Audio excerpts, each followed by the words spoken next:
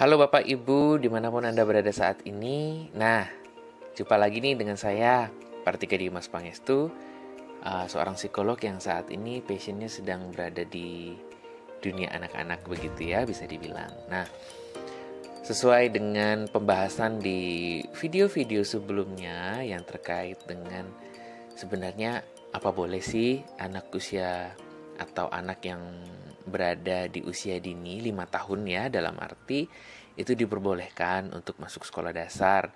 Mungkin bahasanya bukan untuk diperbolehkan, tetapi apa sudah bisa atau sudah pantas untuk melanjutkan studi di kelas 5 SD. Nah, hari ini saya mau coba bahas lagi nih, sebetulnya apa sih stimulasi untuk persiapan masuk sekolah dasar.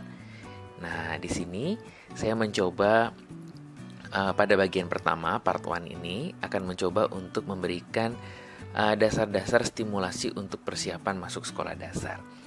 Sebetulnya persiapan untuk masuk sekolah dasar ini sudah bisa dilakukan pada saat anak usia 4 tahun.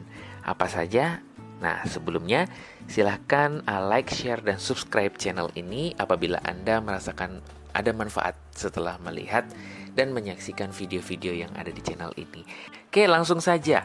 Poin pertama untuk kita memberikan stimulasi perkembangan pada masa SD atau anak yang akan masuk SD ini, kita bisa melatih yang namanya koordinasi antara mata dan motorik nih Bapak Ibu.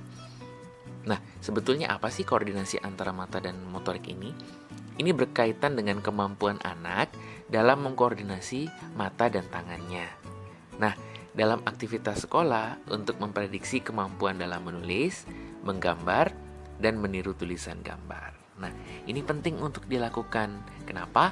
Karena anak dapat bisa dengan mudah untuk menduplikasi, kemudian menulis ulang berbagai tulisan ataupun gambar yang sudah dia terima dari input informasi yang ada di sekitarnya. Khususnya di sekolah ya maksudnya. Oke, itu poin yang pertama. Poin yang kedua, anak harus paham terkait dengan instruksi. Kepemahaman dalam instruksi ini berkaitan dengan kemampuan anak dalam untuk memberikan fokusnya, kemudian konsentrasinya, dan juga terhadap rangsangan yang relevan. Intinya adalah anak mampu nih dalam memahami instruksi yang diberikan oleh guru. Kemudian yang ketiga, kemampuan anak dalam melakukan pengamatan dan berpikir kritis. Apa itu? Nah, itu terkait dengan kemampuan untuk melihat detail benda, kemudian membandingkan besar dan kecilnya sebuah benda, kemudian volume, ketajaman, tekstur, posisi ruang, dan bentuk ruang. Ini penting karena nantinya ini berkaitan dengan kemampuan anak nanti dalam berhitung gitu ya. Sehingga nanti akan mudah untuk menerima resapan belajar yang baru di sekolah dasar. Kemudian yang keempat, terkait dengan detail dan ketelitian. Bagaimana anak ini nantinya mampu untuk membedakan huruf, kemudian untuk melihat bentuk, melakukan pengulangan tulisan juga secara tepat. Nah, anak bisa nantinya membedakan antar huruf B dengan huruf D begitu ya. Karena kan mirip, hanya posisinya seperti terbalik begitu ya. Kemudian antar huruf P dan huruf Q begitu dan lain sebagainya. Dan yang terakhir adalah kemampuan anak dalam melakukan daya bayang. Pentingnya kemampuan daya bayang ini nantinya digunakan pada saat anak mengeja, kemudian mengenal suku kata dan hubungan antar kata. Kenapa bisa seperti itu ya? Karena ini adalah terkait dengan keseimbangan. Sebetulnya sebelum masuk ke dalam aspek kelima atau kemampuan daya bayang ini, anak seharusnya juga dilatih dalam motorik kasarnya. Contoh, bermain di papan titian atau bermain ayunan. Sehingga ketika anak masuk ke dalam sensori yang lebih halus lagi terkait dengan daya bayang, dia akan lebih mudah untuk melewatinya. Nah, saya tidak hanya memberikan 5 hal ini, tapi kita akan coba lihat yuk bagaimana sih contoh stimulasinya.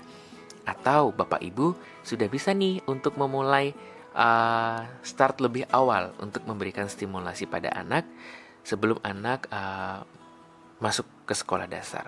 Ayo kita lihat video ini. Jangan lupa hidupkan lonceng di channel ini dan subscribe bagi Anda yang belum subscribe. Ya, kita lanjutin untuk koordinasi antara mata dan motorik atau visual motorik gitu ya. Nah, biasanya kami menggunakan pemeriksaan yang modelnya seperti ini. Jadi, kami menunjukkan gambar ini kepada anak gitu ya. Jadi, bisa nggak kamu ikutin atau membantu kuda-kuda ini untuk menuju ke rumahnya. Jadi, imajinasi anak terkait dengan beberapa benda itu lebih tinggi gitu ya. Jadi kalau misalnya dengan cerita-cerita itu akan lebih mudah. Ayo bantu yuk untuk membantu kuda ini pulang ke rumahnya. Jadi kita bisa membantu dia menuntun.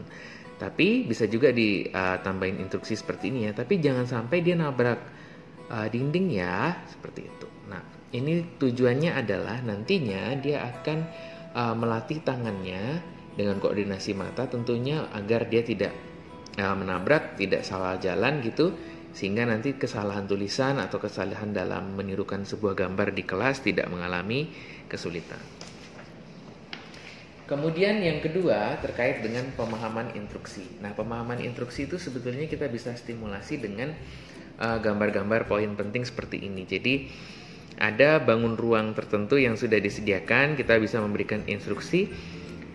Coba gambarkan ulang lingkaran yang ada di sini. Nah, Bapak Ibu bisa mencetak ini melalui print, kemudian bisa instruksikan anak agar mengerjakan ini. Ini ada dua aspek yang dikembangkan.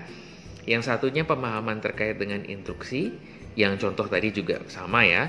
Kemudian yang kedua adalah melatih dia untuk fokus dan konsentrasi dalam menghubungkan titik yang ada di sini. Ini juga adalah bagian dari stimulasi yang kedua terkait dengan paham instruksi. Nah, kalau anak misalnya sudah lebih paham terkait dengan bangun ruang, begitu ya, sudah lebih paham bagaimana dia memahami bentuk bangun ruang, juga bisa menggunakan match the shapes gitu ya.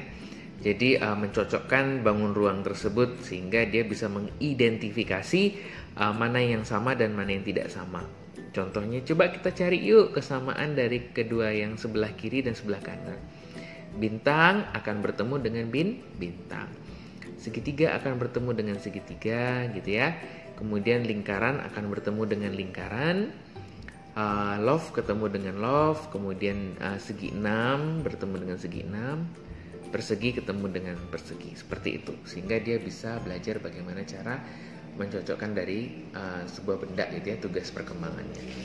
Nah, setelah itu kita masuk ke untuk stimulasi yang ketiga, yaitu pengamatan dan berpikir kritis. Ini saya sudah cetak gitu ya. Kalau misalnya Bapak Ibu ingin mencari tahu di mana tempat pengunduhannya atau downloadnya, di Pinterest ya. Saya pakai Pinterest semua. Jadi kita bisa melatih bagaimana dia agar bisa mengamati dan berpikir kritis dengan instruksi seperti ini nih. Ayo kita cari yuk ada berapa kuetar di sini. Kemudian kita lingkari. Ayo kita mulai ya, 1 begitu. Yang mirip ya, 2, 3, 4, nah ada 5. Silakan tulis ada 5. Kalau misalnya dia belum mengenal angka 5, enggak apa-apa, dia hanya menghitung 5 saja. Kemudian ada pi seperti ini gitu ya. Nah, gimana? Coba dilingkar dan seterusnya. Ini juga cukup membantu dia untuk lebih peka. Seiring bertambahnya usia dan keterampilan, bisa juga dinaikin untuk levelnya gitu ya. Jadi ada jenjangnya, bisa dinaikin. Nah, seperti ini. Ayo kita cari yuk, ada gambar tangan boneka nih yang terlepas. Kita cari yuk, di mana? Biarkan dia mencari, begitu ya. Nah, di mana ya kira-kira? Saya juga agak kesulitan nih carinya. Oh, di sini. Nah, yuk kita cari yuk, ada boneka nih. Kemana dia ya? Kita cari bersama-sama. Oh, di sebelah sini, dia bersembunyi di sini. Seperti itu ya Bapak Ibu ya, kurang lebih. Kemudian kita mencoba untuk detail dan ketelitian. Nah, saya menggunakan ini untuk memberikan stimulasi di rumah terapi. Jadi untuk mendeteksi mana nih bagian dari gambar 1, 2, 3, 4, 5 yang berbeda, yang beda dari teman-temannya. Minta dia untuk lakukan penyilangan seperti itu. Ini penting ya, karena ini nanti fungsinya untuk mengajari anak atau menstimulasi anak bagaimana cara membedakan huruf, melihat bentuk, dan melakukan pengulangan ketika dia menulis. Kemudian lanjutkan dan seterusnya dan seterusnya. Seperti itu ya. Nah, kemudian kita juga berkaitan dengan kemampuan daya bayang ya, karena ini nanti fungsinya untuk kemampuan dia dalam mengeja, mengenal suku kata gitu ya. Saya sih sering pakainya dot to dot ya. Di sini ada tempat downloadnya begitu, jadi silahkan digunakan. Nah, instruksinya gampang, jadi silahkan minta anak untuk menggaris lurus begitu, sesuai dengan dot yang ada. Gitu ya. Kemudian lanjutkan begitu ya. Nah, ini fungsinya adalah selain untuk melatih motorik tadi, juga untuk melatih bagaimana cara dia untuk memperkirakan, membayangkan gitu ya. Nanti tidak hanya burung ya, nanti kan bisa bangunan, kemudian kapal, pesawat, kendaraan dan lain sebagainya gitu ya. Nah, sehingga ini nanti daya bayang ruangnya itu, kemudian kemampuan hubungan antara suatu titik dengan titik lain itu memberikan stimulasi yang penting, sehingga dia mengetahui nih dari gambar sesuatu itu memiliki makna dan arti sendiri. Kira-kira begitu. Terima kasih sudah menonton video ini, kiranya bermanfaat buat Anda semua, dan jangan lupa untuk like, share, dan subscribe, dan hidupkan lonceng di bawah kanan dari video ini. Terima kasih sudah menonton dan tetap semangat.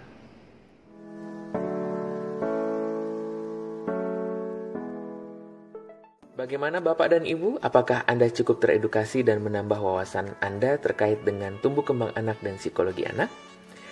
Silahkan like, share, dan subscribe channel ini, dan nantikan video-video selanjutnya. Sampai jumpa.